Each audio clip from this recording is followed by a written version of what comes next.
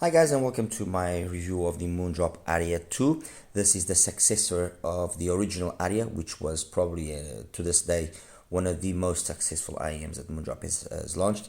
Even though it did have some issues with QC, some units the faceplates came off, some units they chipped very easily, some units the plug where the actual connection came loose. So there were IEMs that they had issues, and it's unfortunate because MOONDROP is one of the big players, and they should have already resolved QC issues a long time ago. We shouldn't still be worrying about QC from a brand like MOONDROP, to be honest. And even now, recently, even more expensive models, they also had some issues. And I think the biggest problem here is not really so much having the issues. Things happen.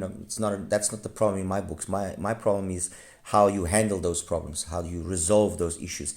And that's where I think MOONDROP needs to, reassess their attitude and start taking better care of their customers, to be honest. But anyway, that's a little side rant there. Aria 2, this is the sleeve that it comes with, the usual waifu and so on. In the back, it brings a graph, which for the most part is very correct. My measured graph is almost identical. And then they give you some specs like 33 ohm impedance and 122 decibels of sensitivity, which again, for the most part, the sensitivity is about right. It's a relatively easy IEM to drive. It's not really problematic, and that's it. The box itself, simple, nothing special. You open it up, and the IEMs obviously came sitting over there. Underneath that, we have a little box with some paperwork, which is not important. The carrying case came over here, and you can also see some tips and the second plug for the modular cable.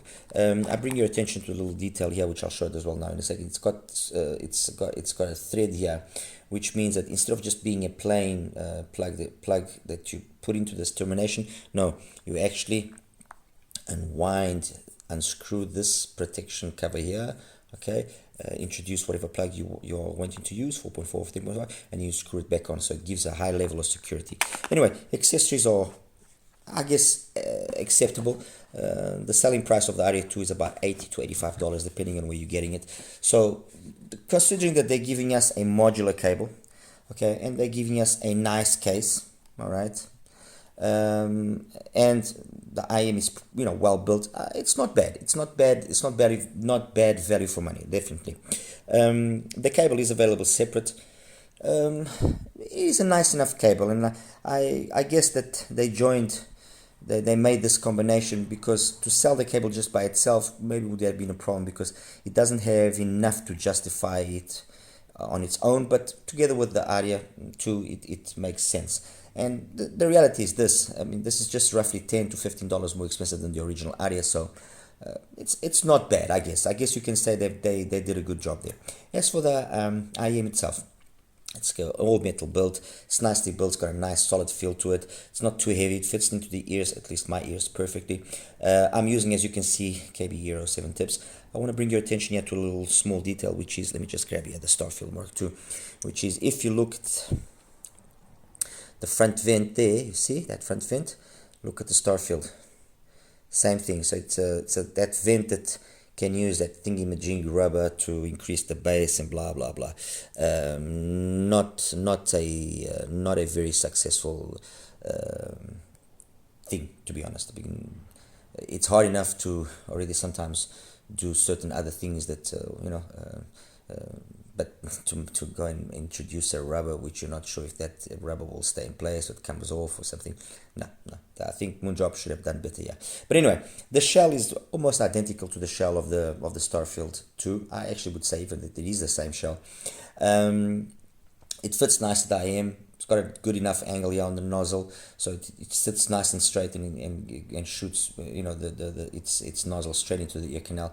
So it's good. It's got a nice build, nice weight. Non-fatiguing. It's a nice IEM. When it comes to the build, it's a nice IEM. And like I said earlier, irrespective of the issues that we've had before on multiple MOONDROP IEMs, they actually do know how to build. Let's put it that way. They do know how to build. It's just a pity that they don't take a little bit extra care in the quality control. Carrying case, like I said, nice carrying case. Tips. The tips, I would have liked to have seen a few more extra tips, maybe some wide bores instead of just 3 pairs of narrow bores. But like I said, for the $80, $85, it's acceptable. Decent cable, decent case, it's fine. So what have I selected here for us today to then position better the Aria 2? I've got there the Moondrop shoe too. I was going to put the shoe as well, but I thought no point. But anyway, got the shoe too. I've got the LAN. I've got the Snow edition from Aria. I've got the Elven Maiden from edition of the Aria. I've got the original Starfield. I've got the Starfield Mark II. I've got the Kato here. The original Aria, obviously, and the SimGot EA500, which is the only external IEM besides these Moondrop units that I will be comparing with the Aria 2. And why? Well, because for me it's the reference at under $100 for a single DD. It's as simple as that. Okay, so let's try and break things down here and explain things better. The original Aria used a LCP driver. This new version or updated Aria uses what they call a TIN ceramic coated dome, and apparently what they've done is, instead of having the normal dome which concaves in, it's now a convex that goes in, so convex, concave, convex. Anyway, I'm getting a little confused there, but it's got a dome. Basically the whole diaphragm is a dome, and the reasoning behind that is that by having that dome, not only are they trying to maximize the overall area, radiating area of the actual diaphragm, but they also are trying to modulate the resonances that occur in a different manner and making for an overall smoother sound. That's basically what the reasoning behind that shape of the actual diaphragm. Sound of the Aria 2. It's got the typical VDSF tuning of Moondrop, which is kind of like a harmonish kind of tune, diffuse, they call it something. It's a kind of a harmonish tune with more or less bass, depending on which model you are. With the mids that peak anywhere between 2.5 and 3, around there, and then drop off nice and gentle and so on. It's a nice tune. It's a tune that's worked for them for many years. And the original Aria also used that sort of tune. The problem with the original Aria, or one of the issues that people mentioned about the original Aria, was that it was maybe a little bit excessively energetic past 10k. It was like a peak there at around 10k that could be a problem. So on, I never found that to be an issue, to be honest. I always thought the original Aria was well tuned, had a good balance between bass, mids and treble, and there was a reason why it was recommended by so many, and I myself also recommended it. I mean, for the longest time, this was kind of the reference at under $100, or one of the references if you wanted a good single DDIM. Its performance was every bit on par with the original Starfield, perhaps even a little bit more detailed than the Starfield. Technically, bigger sound stage. Imaging was about the same. Detail retrieval perhaps a little bit better. Timbre and tonality again as well, I think a little bit better. So it was a definite improvement over the Starfield, although they weren't competing for the same price bracket.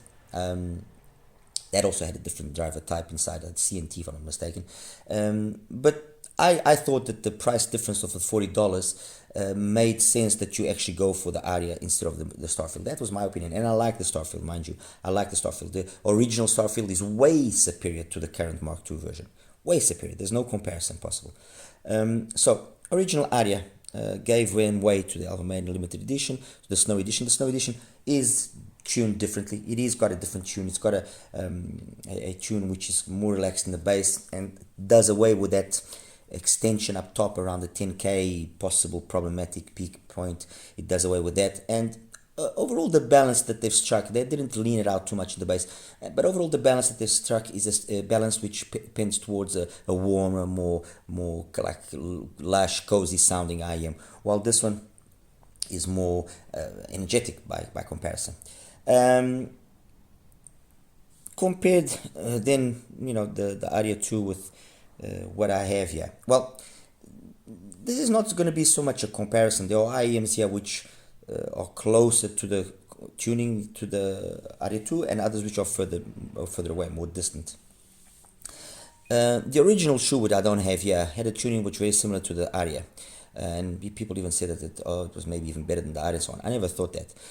The reality is this: that original shoe was perhaps not as successful as they would have liked, although I'm sure they did sell quite a couple of thousand of units, because I mean, priced at under $20, it was unheard of an IEM to have that sort of tuning. The only other thing that also kind of had a mature tuning like that was the 7Hz Zero.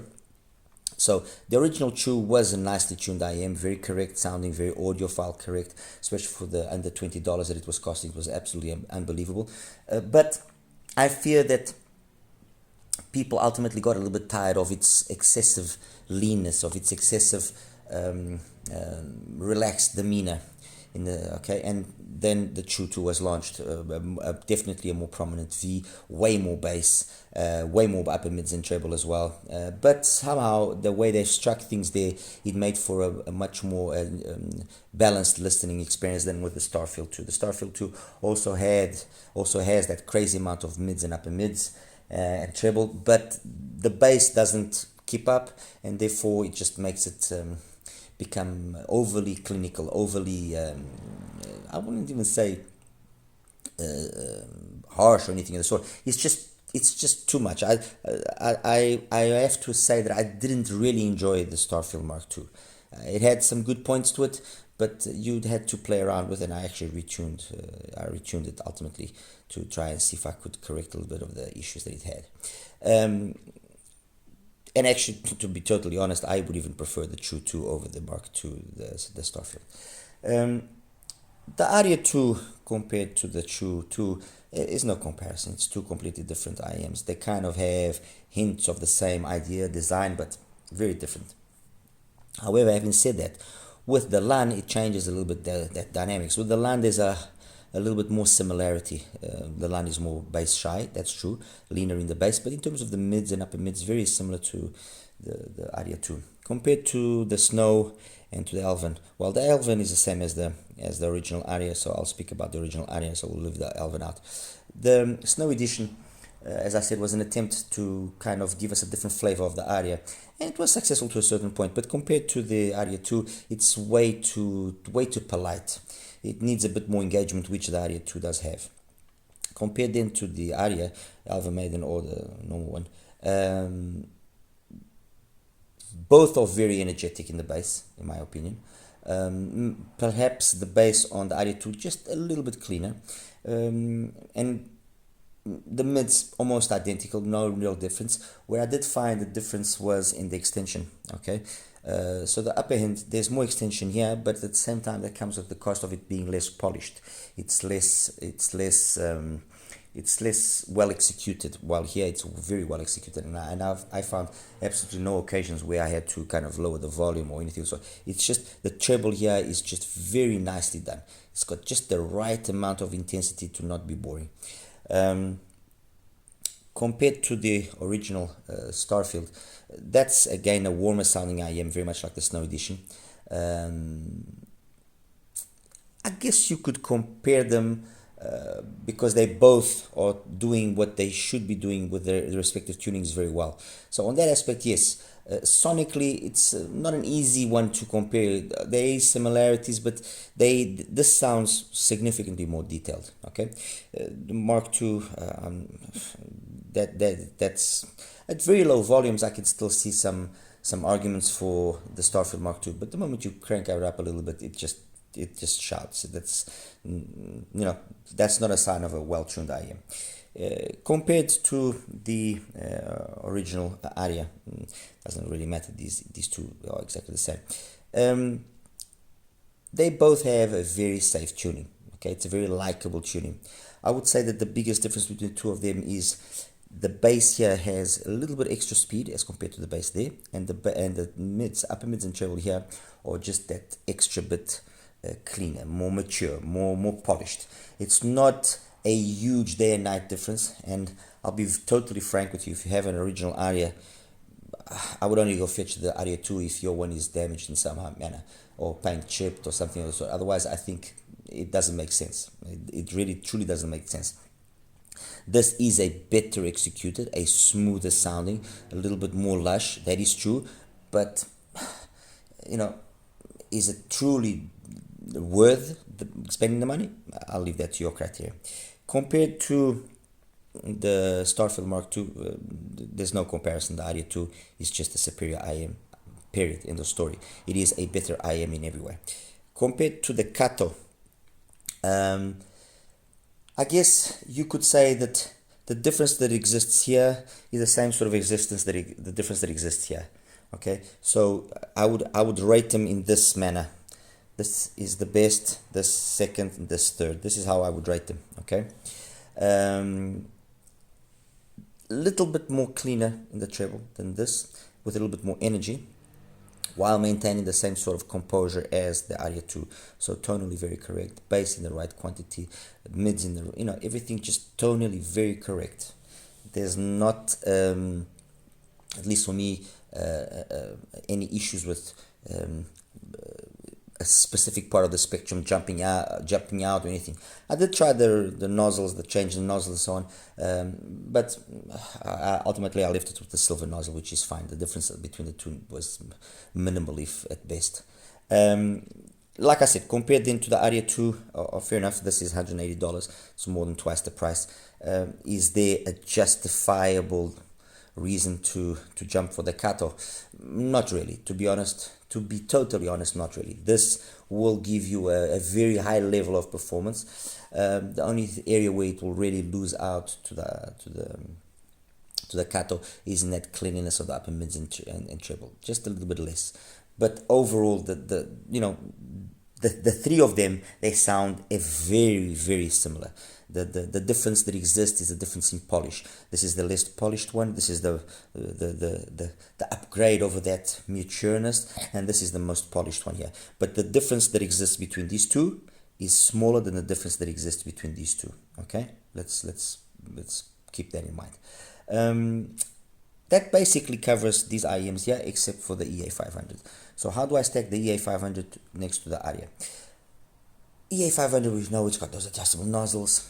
We know the bass is supposedly cut off, and well, I can only talk about what I hear and about what I hear from my particular EA500. And what I hear is a bass which is very comparable, speedier here, cleaner here, and upper mids and treble here on the EA500 are phenomenal in my books. At least they are phenomenal. There are people that have said that it's just too much, that it shouts. I personally don't find that. But even if you did find that to be an issue, you could always resort to a little bit of fine tuning, like I've done. And I've got a second set of EA500s which I've changed the filters and the nozzles and just done a little mod to it, and that takes what was already a very good, excellent IEM and just pushes it up a couple of steps. Compared to the Aria 2, this still beats the Aria 2, for me at least, mind you. But the Aria 2, I would probably say, is the one IEM that has come closest to the SimGot EA500, up to about 65-70% of volume. Up to date, it's been able to keep up with it very, very well. Where it loses out, it's like I said, doesn't have the same level of detail in the upper mids and treble that the EA500 has. The bass is just slightly as clean, okay? And again, I think that the reason why this bass here is clean is because of the quality of the mids and the upper mids and the treble. And that basically, in a nutshell, covers it. I mean, compared to the original Aria, it is basically the same thing. If you don't have an Aria, obviously this is the one you're going to buy. This is the one that makes sense. If you have the Aria and you want to get this one, it's up to you. I'm not going to tell you to do it. It's up to you. Better than the True 2, definitely. Better than the Line because it has more bass energy. Not so much the mids and the treble, which are the difference. It got more bass energy than the Line. The Line is way too clinical. Compared to the Snow Edition, more detail, better extension, so it's a better IEM than that. Compared to the Elven Maiden, it's the same thing as the original Aria. Compared to the Starfield, this is also again a better IEM because of the fact that it's got more extension up top. It's got a little bit more of twinklies and sparkles. Otherwise, it's basically the same. Compared to the Starfield 2, it's the Aria 2 is better. Compared to the Kato beats it. The question here is the twice the price justifying it, or can you get away with spending less and getting a high percentage of the same performance as on the Kato? And compared to the EA500, for me at least, it again loses. Again, it's no bloodbath. It loses slightly, less detailed, but nothing too dramatic. All right. Technically, which is the only thing that I actually haven't mentioned, I was forgetting about that. Soundstage, decently wide. I would have liked a slightly wider soundstage. I think the soundstage on the original was a little bit wider. Imaging is very good. It positions things very well. Doesn't get confused if it's a busy track or anything of the sort. Tonality, timbre and tonality, I think are excellent. I would even go as far as saying that perhaps just a little bit better than this, because of that balance that's being struck between the mids, upper mids, and treble. That's more well attained here than it is here. But it's not a huge difference. But this here is just that little extra little bit more well executed. It looks a little bit cleaner. Okay. And resolution as well. I would say the resolution is pretty decent as well. But the standout one here would definitely be the timbre and tonality. It's very, very, it's good. It's really good. It sounds very true, very realistic. And that's it, guys. I'll show you now the graphs, and we'll wrap it up. Hi guys, and welcome now to the graph section for the Aria 2. This is the graph of the Aria 2, as you can see. Let me just realign this slightly. There we go, that's better. So this is the graph of the Aria 2. Nice sub-bass focus, dropping into the mid bass, an ever so slight amount of bleed, but nothing really dramatic or problematic. Let's put it that way rather. Nice pin again, peaking at around 2.6k give or take, and then a nice drop, peak at 8, and some extension past 10k. So nice execution. It's a really nicely executed IM.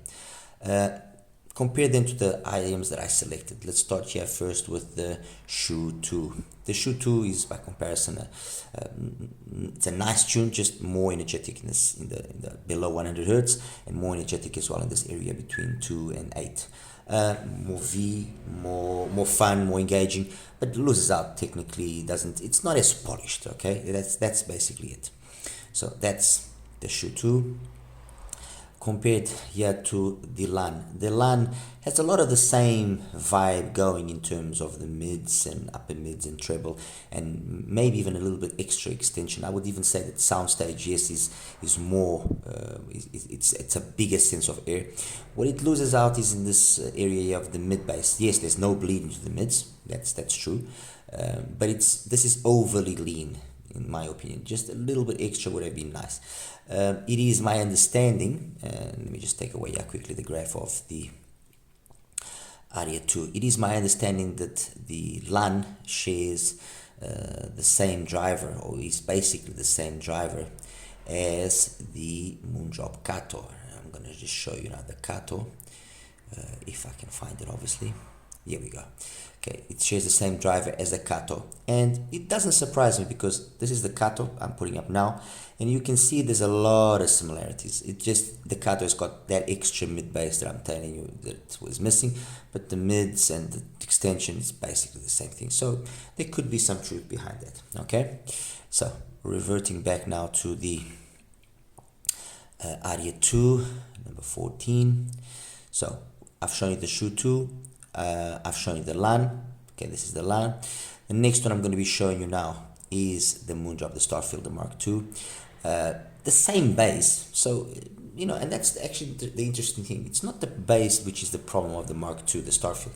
It's this excessive pinna gain. I mean, we're talking about 75.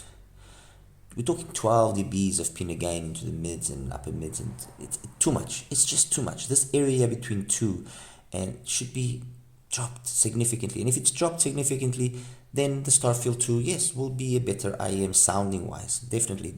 This way it's just too much. It's just too much energy. At low volumes it's fine, but the moment you crank up the volume a little bit, no, it doesn't scale nicely. This area even emphasizes itself more.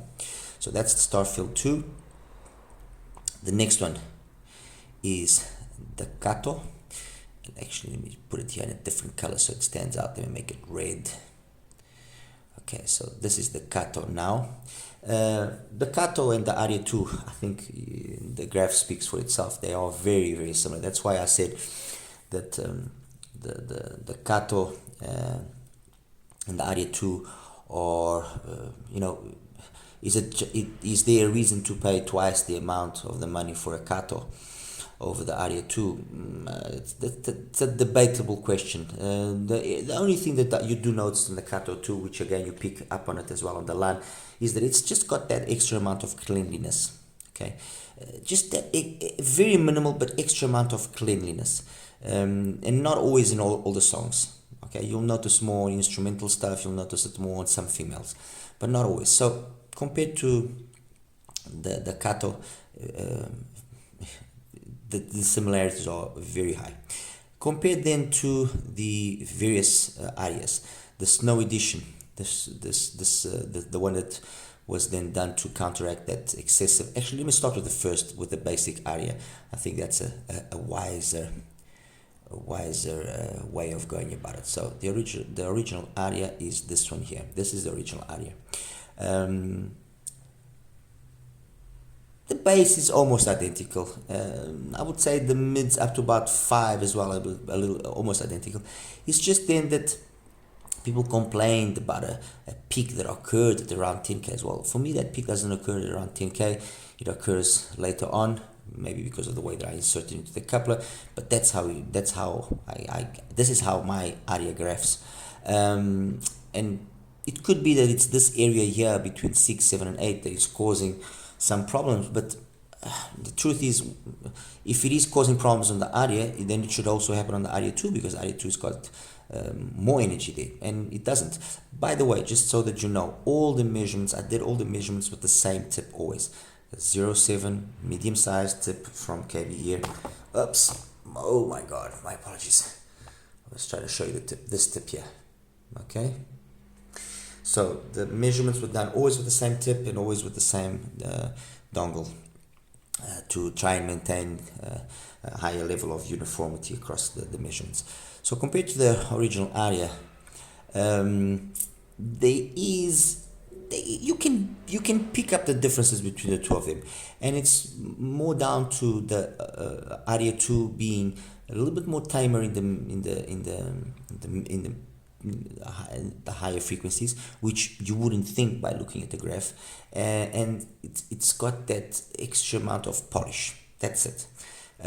Just for the sake of you guys understanding why I said the Aria, the Kato and the Aria 2 are very similar, I'm just putting now the Kato again back up, and you can see they graph very, very similar. The biggest difference really is this area here between 6 and 8k on the original Aria, which is we've got a dip, and we don't have a dip on the Kato and on the Aria 2. But the truth is, you don't really notice this because there's loads of treble there. I don't know, it's just the way that the treble comes across, perhaps. It's less polished on the original Aria, way more polished, way more detailed on the Aria 2. So that's all the Arias basically shown. Let me just leave us with the graph of the Aria 2. That's it. And now I'm going to show it compared to the SimGot EA500, which is this one here. Okay, so compared to the EA500, very similar, as you can see, very, very similar. The SimGot less bass that people complained about, more energetic here in this area between 2.5 and 6. So some people also complain about this being too much sometimes and a little bit aggressive. Personally, my unit, my music, my songs, my ears, I didn't find that. I found when I compared the two of them that the SimGot was overall as capable in the bass as the Aria 2. No difference in lack of energy or lack of depth or anything of the sort, and more detail in the mids and upper mids and treble. But that more detail didn't come at the cost of fatigue or harshness or anything. It's always very polished, very detailed. And then I thought to myself, let me just compare the Aria 2 to the modified SimGot EA500, which I have, which basically boosts the bass a little bit and tries to clean up the mids and the highs. And this is the modified EA500. And I mean, I guess I couldn't have, you can't make it more similar than this. So if you guys want to know what basically an Aria 2 sounds like, it sounds like a modified EA500, and that modified EA500 is what? Is you have a 450 or a 10 stream oxygen filter preferably on the nozzle, and you've got a little Y3 filter on the front nozzle of the front vent of the EA500 shell to increase the bass. Okay, that's, if you've done that and you've listened to that, that will give you basically the sound of an Aria 2. Simple as that. Anyway, guys, I hope this was informative. I hope it was able to clear and explain things. Compared, like I said earlier, compared to the other more recent offerings of Moondrop, the Aria 2 is definitely the best one, without question the best one. And it's probably under the $100 price bracket, the one of the very few IEMs that, at least for me, in my books, comes really close to the performance that's offered by the EA500. There's a lot of offerings, a lot of IEMs, a lot of them do things really well, but to strike that balance across the board in terms of frequency response and then technicalities and having a capable price and everything, the build, all those factors and all those boxes being ticked, the Aria 2 is one of the few that ticks the most boxes as well and comes closest to giving the king some trouble, let's put it that way. Anyway, guys, as always, like and subscribe. Any questions, please feel free to ask. I apologize if sometimes I take a little bit long and I don't straight away get back to you. That's by no means me being disrespectful or me not caring. No, I care. I try and do my very best to always bring the community the best possible service in terms of my reviews. I apologize if sometimes they are not the ideal in terms of sound, not the ideal in terms of video, but I don't know. I guess I want to be as raw as possible and convey my passion as in the most raw, pure form, without it being too overplanned and everything well thought out. And what am I going to say? What am I not going to say? I want to convey as much as possible a sensation of this is being done on the fly without any pre-planning, let's put it that way. There is a certain amount of planning. There is, I would lie if there wasn't, but I don't write my script. What you're hearing, it comes out of my mind as I'm doing the review and as I'm showing you everything, the graphs and so on. Guys, that's it. Take care. I'll see you in the next one. Bye bye.